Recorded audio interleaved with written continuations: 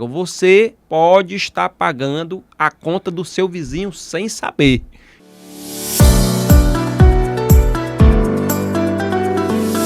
Tempo de Condomínio. Olá pessoal, sou Diego Oliveira, estamos iniciando aqui mais um programa Tempo de Condomínio Podcast, diretamente aqui dos estúdios da Tempo FM. Você que é síndica, você que é síndico, gestor condominial, esse programa é feito para você. Então não perde tempo, já se inscreve aqui no nosso canal Tempo FM Oficial, já compartilha o link aí nos grupos de moradores, grupos de fornecedores. Quanto mais o nosso pauta, né, nosso conhecimento, nossos temas chegarem ao mercado, né, as pessoas, mais audiência a gente vai conseguir, mais engajar esse mercado tão grande que é o mercado condominial. Hoje a pauta é individualização de medidores de água. Você pode estar pagando a conta do seu vizinho sem saber. É isso mesmo. Para falar sobre esse tema, eu trago aqui na nossa bancada um dos maiores especialistas no assunto, Alberto Milhomem, ele que é sócio-diretor da Medida Certa. Seja bem-vindo, meu amigo. Eu que agradeço, mais uma vez aqui, né, na Rádio Tempo, trabalhando com esse tema tão complexo que é a individualização de água. Uma das coisas que as pessoas precisam saber, né, nesse tema, é que as pessoas perguntam sempre, o meu condomínio, ele é antigo, então é preciso fazer a individualização? É obrigado? Não, não é obrigado, certo? Existem leis, né, que foram feitas. Existe a lei municipal, que foi feita em 2005, certo? Essa lei, ela obrigava todos os condomínios, a partir daquela data, a serem individualizados, certo?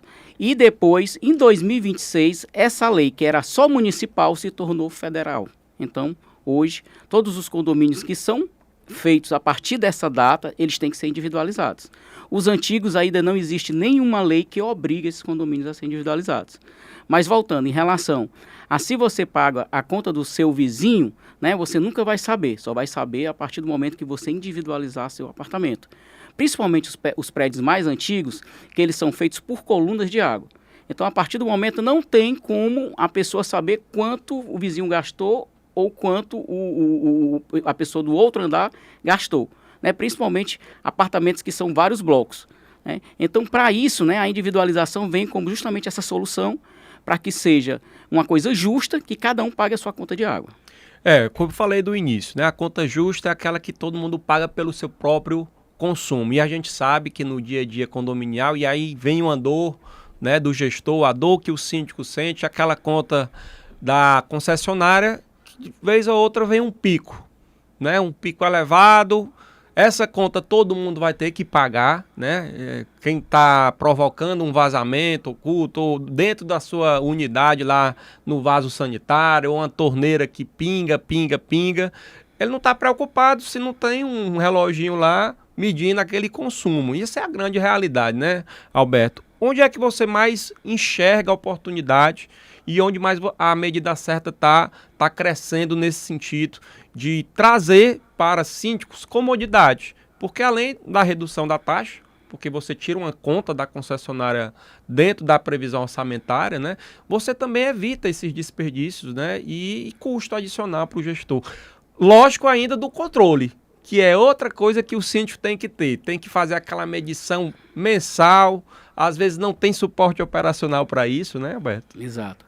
O importante, certo, é você saber o quanto o seu condomínio gasta.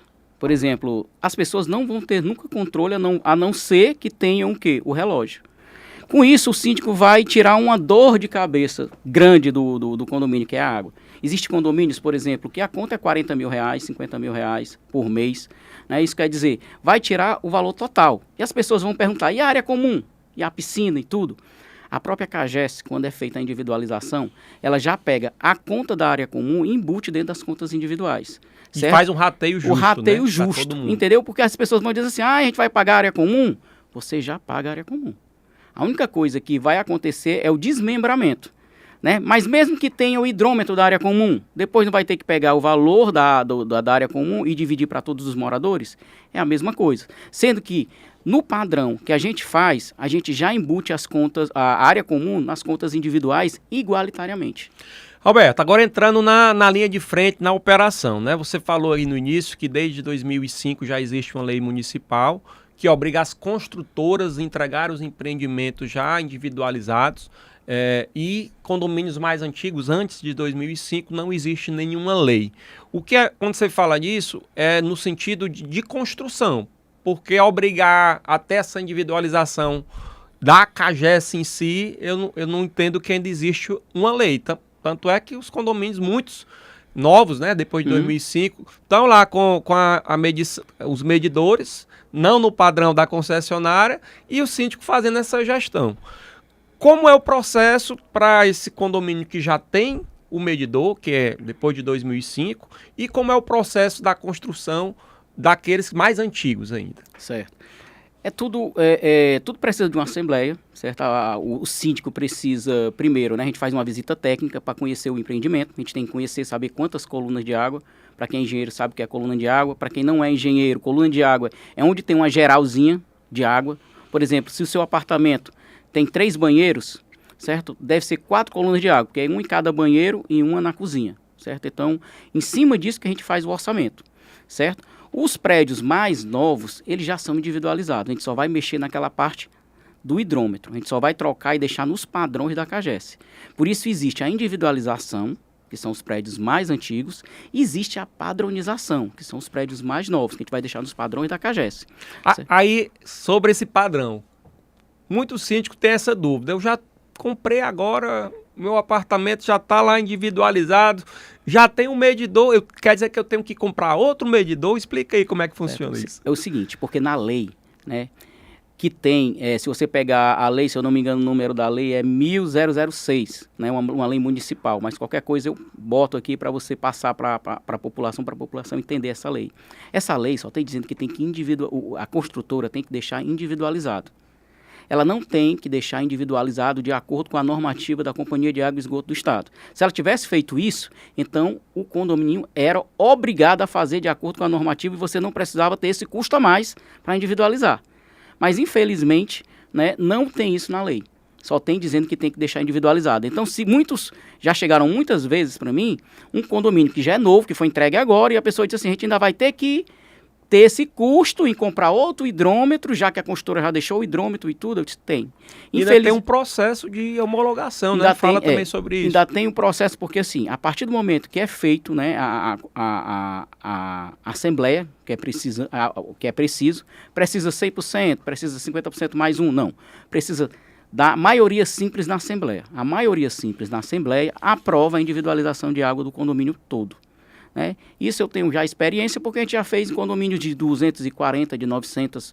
A pessoa se tivesse que ter as 900 unidades lá para aprovar a individualização, nunca ia sair do papel. Então, assim, precisa dessa assembleia. Nessa assembleia você também tem que colocar na ata lá que a gente vai doar os hidrômetros. Isso é, vocês vão comprar o hidrômetro e vai doar para a CAGES. Porque a partir do momento que é feita a individualização, a responsabilidade do hidrômetro é da CAGES. Certo? Então, aquele hidrômetro vai ser de responsabilidade da CAGES. Se futuramente ter que trocar, a própria CAGES troca, não vai ter custo nenhum. Por isso que precisa dessa doação. Depois, se for uma individualização, a gente começa com a obra. Tem que ter um ART, tem que ir atrás de empresas que são certificadas em relação a ter ART. Credenciadas no CREA, né? Exatamente. Tudo direitinho. Para quê? Para que seja uma obra, porque de qualquer forma é uma obra, principalmente os prédios mais antigos. Sim. Certo? Que a gente vai ter que identificar essas colunas e fazer toda a parte burocrática da CAGES. Paralelamente, a gente vai entregando a documentação na CAGES. A gente faz um processo junto à CAGES, quer dizer, a empresa faz tudo isso, pelo menos na medida certa faz. Faz todo esse processo da CAGES para você não precisar ir lá na CAGES entregar a conta das pessoas. E aí, depois de toda essa documentação, né, a gente faz toda a parte burocrática e deixa nos padrões da CAGES. Depois que a gente deixa nos padrões da CAGES, vai um fiscal da CAGES para olhar se está tudo ok, tudo de acordo com a normativa dela. Depois vem um leiturista, faz a leitura 0, porque mesmo depois que é individualizado, o hidrômetro continua rodando. Sim. Então o leiturista vai lá e vê a leitura 0. Se o número tiver 30 lá, ele vai e coloca. O número inicial vai ser 30. Depois de um mês, ele olha, tira a conta individual e suspende a conta do macromedidor, que é aquele medidor que fica lá fora. Isso quer dizer, não vai vir mais conta para o condomínio a partir daquela data. E aí, depois disso, é concluído o processo de individualização de água nos condomínios. Alberto, tempo. Vamos falar aí entre a primeira assembleia que que aprovou, né? E o síndico precisa de um tempo para primeiro chamar a assembleia, apresentar os orçamentos, definir qual é a empresa. E aí, depois que é aprovada a assembleia, vem para contrato, né? Assina contrato com o prestador de serviço, aí no caso da sua empresa a medida certa. Qual é o tempo médio hoje que a medida certa entrega um projeto com a conta, chegando naquela continha igual a concessionária de energia lá para o morador? Ah, sim, depende muito da quantidade de condôminos, certo? De quantidade de moradias, né? Por exemplo, em média, né, um prédio de 240 unidades, né? Em média, dependendo, porque a gente também, quando é um prédio de individualização, a gente também precisa da boa vontade das pessoas, porque elas precisam estar em casa para entrar, para a gente poder fazer algumas intervenções. Tá certo? Então, quando essas pessoas entram, quando esse processo de 240 apartamentos, a gente faz uma média entre 6 meses a 1 ano, dependendo justamente da abertura de portas das pessoas. A padronização é mais rápida. O que demora mais já é o processo burocrático. Quando você fala padronização, é aquele que já tem um medidor, já que tem é um só medidor. chegar lá e trocar. A gente vai trocar os medidores, botar as 2 chaves de corte de acordo com o kit cavalete da CAGES. E entrar com a parte burocrática. Demora mais por conta do quê? Da parte burocrática da CAGES, porque, de qualquer forma, já tem um mês dentro. Para até vir a conta coletiva para a conta individual. A gente tem que esperar um mês. Então, ali já tem um mês dentro de qualquer obra de individualização. Mas existia um apartamento de individualização aqui, que a gente fez, né, aqui na Leonardo Mota, certo? Que a gente terminou em um mês a obra toda. Eram 10 apartamentos só. Né? Foi muito rápido essa obra, literalmente foi recorde, e eles já receberam as contas individuais em menos de 2 meses. Impressionante. Alberto, para a gente finalizar aqui o nosso papo, né, é muito importante falar e dar ao mercado condominial as informações corretas, né, em relação a um tema muito delicado. Acaba sendo muito delicado porque a implementação, alguns síndicos, alguns gestores tem um receio por conta da burocracia, da demora. Às vezes os moradores que não querem pagar pela conta justa acabam influenciando. Você sabe que é mais ou menos assim. Mas qual recado você pode passar para o gestor, para os 2 tipos de gestor? O que está recebendo da construtora agora, que ainda está criando aquela cultura que eu acho que é o momento mais fácil para virar, né?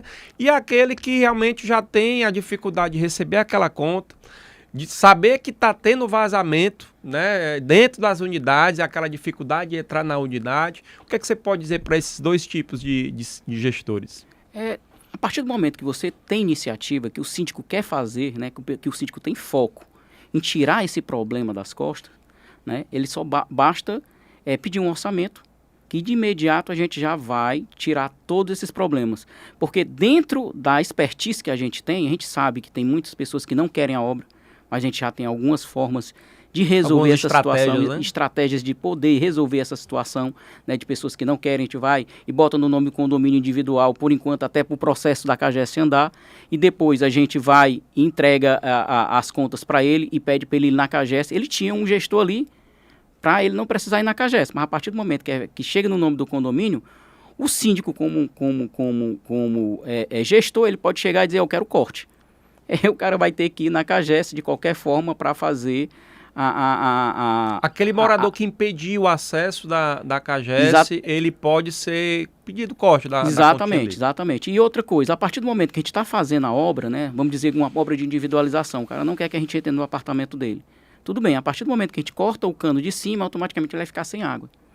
Então, se ele não deixar a gente entrar para fazer a interligação... ou deixa ou fica sem água. Ou deixa ou fica sem água. Legal. Então, a gente tem toda essa expertise, né? A gente já individualizou mais de 900 prédios em Fortaleza. Então, a gente sabe de todas as formas, já aconteceu vários problemas. Qual foi a mais inusitada aí que tu lembra aí? A mais inusitada que teve foi num condomínio ali na Beira-Mar, que era um rapaz que ele não deixava entrar de jeito nenhum, entendeu? E aí as pessoas foram e os moradores entraram com processo contra ele, ele recebeu se ele não deixasse entrar, se eu não me engano, era 120 salários mínimos que ele tinha que pagar, se não deixasse a gente entrar para fazer a obra.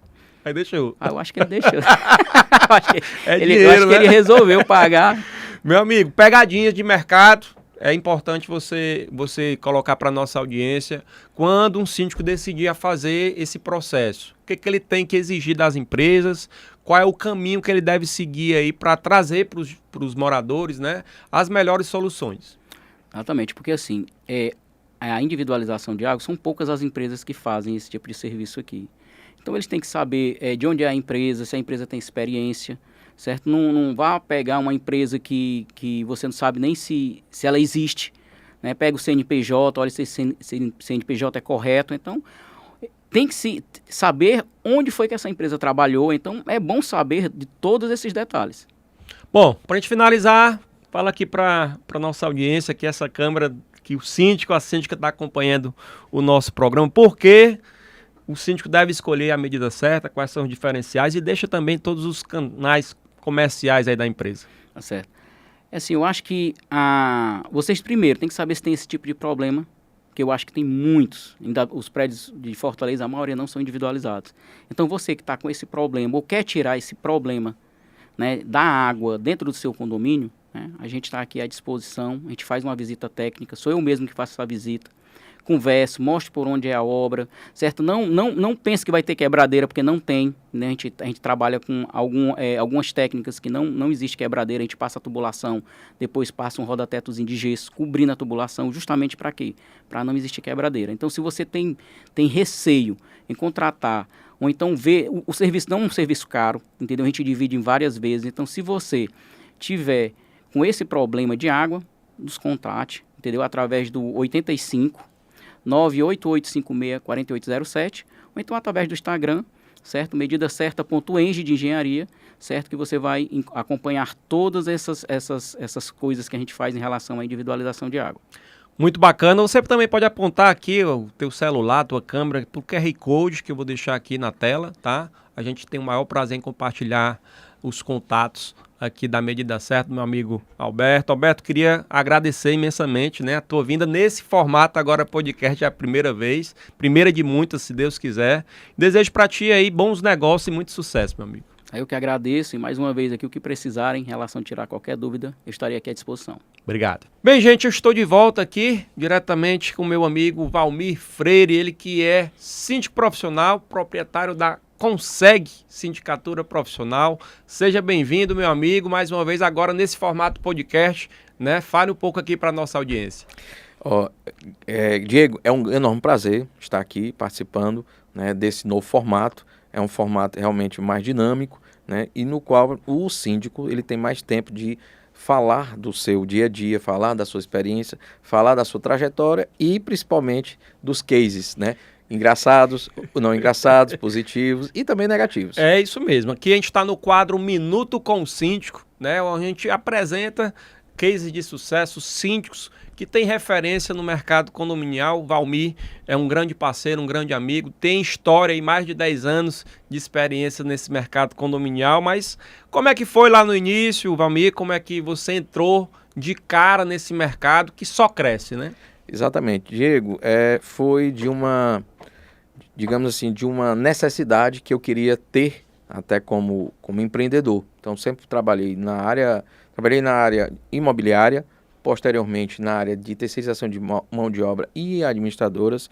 Então daí é a necessidade de montar uma empresa que fizesse sindicatura e consultoria de segurança a condomínios. Então, no momento que eu elaborei o esboço, o folder, tudo, os contratos, né, eu tive a grande, digamos assim, a oportunidade de começar num condomínio bem complicado. Então foi não só pela distância, mas da forma que eu recebi o condomínio. Qual foi o maior desafio aí que você encontrou nesse primeiro momento, que é o primeiro contrato, né? Exatamente. O maior problema foi o financeiro, tá, Diego? Então, assim, nesse caso eu enfrentei um condomínio, tá, que o síndico anterior deu um desfalque, deixou não só dívidas, como deixou os funcionários aí com 13º atrasado, enfim.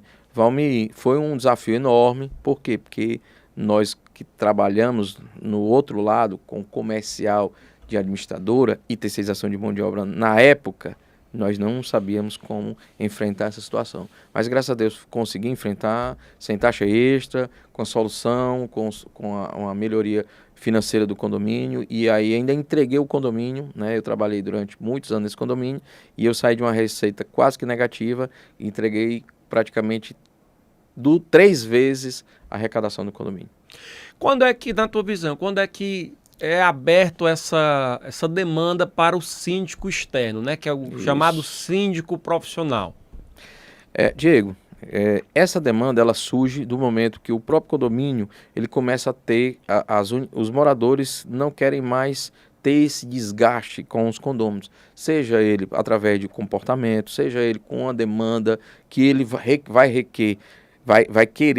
requerer que o condomínio, né, necessite de mais tempo para aquela demanda, necessidade, principalmente construtiva. Então é um momento que surge a vontade de ter o síndico profissional, que essa é uma das grandes necessidades dos condôminos. Então ele quer dar essa cara diferente, essa cara de gestão externa, uma gestão imparcial no dia a dia do condomínio. Esse é onde entra a necessidade do síndico profissional, o síndico externo. Onde é que o mercado, né, consegue entregar melhores profissionais? Como é que você enxerga hoje, né, depois de um boom vindo aí da pós-pandemia, muitas pessoas entrando no mercado, não existe uma grande exigência, né, para você se tornar síndico, basta você ser aprovado numa assembleia, pela maioria simples da assembleia, enfim, as pessoas às vezes não têm o tempo que é tão necessário de buscar informações, de fazer as pesquisas devidas, né? Uhum. E aí hoje o mercado está cheio da figura do síndico profissional. Mas como é que os moradores, as pessoas que contratam, os condomínios que contratam hoje os síndicos podem identificar ou exigir, né, desses profissionais mais qualificação? Diego, muito importante você estar falando isso aí, tá? Então, assim, eu aconselho os telespectadores, ouvintes, enfim, que quando for buscar o síndico profissional, realmente faça uma sabatina, tá? Entreviste de fato, bem antes de levar em assembleia, né? Verifique todas as informações e referências, consulte, ligue aos condôminos do outro condomínio e, se puder, visitem o outro condomínio para verificar o que ele falou de fato existe, tá? Isso, assim, é o primeiro ponto que eu sempre digo. Não simplesmente façam solicitações de proposta, como está acontecendo muito hoje. Então, nós temos um boom hoje muito grande de síndicos profissionais, né? É um fato. A pandemia, você falou uma coisa muito importante. A pandemia trouxe essa necessidade do síndico profissional assumir como síndico. Por quê? Porque o dia a dia do síndico morador na pandemia, ela se tornou muito difícil, muito estressante. Por quê? Porque as pessoas mudaram o comportamento. E só conseguiu ter essa pessoa que tem um comportamento diferenciado com o síndico externo. Mas o que acontece? Desse boom, tem muito síndico profissional inexperiente assumindo o condomínio. Então, os nossos legisladores, eles não fizeram ainda uma legislação exigindo algo em relação à contratação de um síndico profissional. Então, na Assembleia, qualquer um pode ser síndico externo. Eu digo nem profissional, externo. O porteiro, o administrador, o zelador. Então, qualquer um que faça prestação de serviço no condomínio, acontece isso.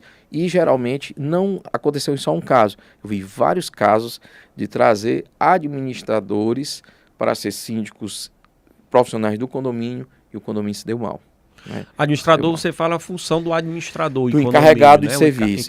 Isso, encarregado. Mas não só, aqui não menosprezando a função, acho que todo mundo tem a possibilidade, até que, como você falou, a lei não determina nenhum requisito, né?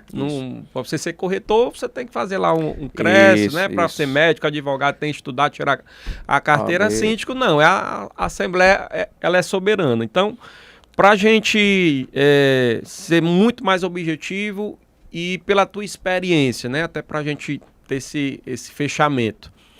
Quais são as principais pegadinhas hoje que os teus colegas colocam nas assembleias para ganhar esse cargo? A gente sabe que tem muita gente aí que vem com aquele preço lá embaixo, visando algo a mais lá pro condomínio.